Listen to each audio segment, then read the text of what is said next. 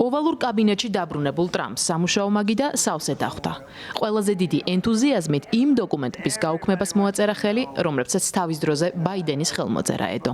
აღმასრულებელი ბრძანება 14-115 ერთ-ერთი მათგანია. ის არალეგალ ისრაელელებს დასავლეთ სანაპიროზე ჩადენილი ძალადობის, ექსტრემისტული ქმედებებისა თუ ქონების ხელყოფის გამო სანქციებს უწესებდა. დღეიდან ასე აღარ მოხდება. ჯერა რომ ხელახალი მუშაობით ერთად ჩვენ ამერიკის შეერთებული შტატებისა და ისრაელის ალიანსს კიდევ უფრო დიდ სიმაღლებამდე ავიყვანთ. დარწმუნებული ვარ, რომ ჩვენ დავასრულებთ ირანის ტერორისტულ დაჯგუფებებს და ჩვენს რეგიონში დავამყარებთ მშვიდობისა და კეთილდღეობის ეპოქას. ისრაელელი ხალხის სახელით ასევე მინდა მადლობა გადაგიხადოთ თქვენი ძალისხმევისთვის ისრაელელი ტყვეების გათავისუფლების საქმეში. ველი თქვენთან მუშაობას დარჩენილი მძევლების დასაბრუნებლად. ჰამასის სამხედრო შესაძლებლობების განადგურებისა და ღაზაში მისი პოლიტიკური მმართველობის დასასრულებლად. ასევე იმის უზრუნველსაყოფად, რომ ღაზა აღარასდროს იყოს საფრთხე ისრაელისთვის. დარწმუნებული ვარ, ბატონო პრეზიდენტო, რომ თქვენი ხელმძღვანელობით ჩვენი ალიანსის საუკეთესო დღეები ჯერ კიდევ წინაა. ბენიამინ ნეთანიაჰუ ერთ-ერთი პირველი იქნება მათ შორის, ვისაც ტრამპი შტატებში მიიღებს. ჰაგის მიერ ომის დანაშაულებებში ბრალდებულმა პრემიერმა პენსილვანია ავენიუზე სტუმრობა მომდენო კვირისთვის დაგეგმა. მანამდე ტრამპი თეთრ სახლში ცნობის მოყვარე ჟურნალისტებს პასუხობს. მათ შორის იმ კითხვაზეც, თუ რამდენადაა დარწმუნებული ახლო აღმოსავლეთში მიღწეული ზავის შენარჩუნებაში და მისი სამივე ფაზის წარმატებაში.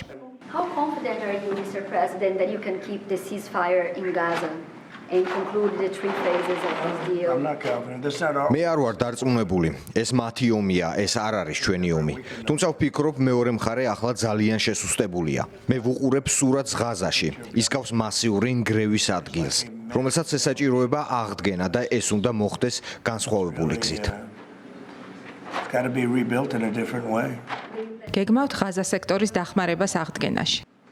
შესაძლოა, ღაზა საინტერესო ადგილია. ფენომენალური ადგილმდებარეობა აქვს ზღვასთან. ბევრი ლამაზი რამის გაკეთებაა შესაძლებელი იქ. ეს ძალიან საინტერესოა. Some beautiful things could be done with it. კითხვა იმაზეც დაისვა, თუ როგორი უნდა იყოს ღაზის სექტორის მმართველობა. კაფეო პასუხი არ ყოფილა, თუმცა ტრამპმა თქვა, რომ იქ მაცხოვრებელთა დიდი ნაწილი უკვე გარდაცვლილია. მანამდე კი ანკლავში მავნე მმართველობა იყო. ცნობილია, რომ პალესტინის პრეზიდენტმა მაჰმუდ აბასიმ გამოთქვა მზაობა, რომ მისმა მთავრობამ სრული პასუხისმგებლობა აიღოს ღაზაზე. იორდანიის, კატარის, ეგვიპტის, ომანისა თუ სირიის ახალ ლიდერთან ერთად აბასი ერთ-ერთი იყო არაბული სამყაროდან, ვინც ტრამპს გაპრეზიდენტება მიულოცა. ამის შესახებ პალესტინის საინფორმაციო სააგენტო ვაფა წერს.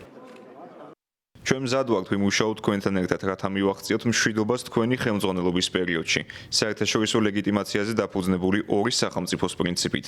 ეს ხედვა ესწრაფვის მშვიდობიან და უსაფრთხო თანაცხოვრებას პალესტინის სახელმწიფოსა და ისრაელის სახელმწიფოს შორის. ეს ჩვენს რეგიონსა და მსოფლიოში სტაბილურობის და უსაფრთხოების გარანტიაა.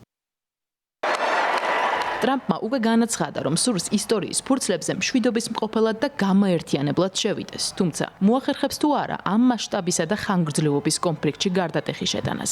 ამაში დარწმუნებული არაა, მით უმეტეს, რომ ომებში ჩაბმა არ სურს. მიუხედავად ამისა, მისი ბოლო გადაწყვეტილებები და ის ფაქტი, რომ საინაუგურაციო ზეიმს ისრაელელი ტყვეების ოჯახები ესწრებოდნენ, მკაფიო გზავნილი იყო მათთვის, ვინც ახლო აღმოსავლეთში ტრამპის პოლიტიკის დეტალებში გარკვევას ცდილობს.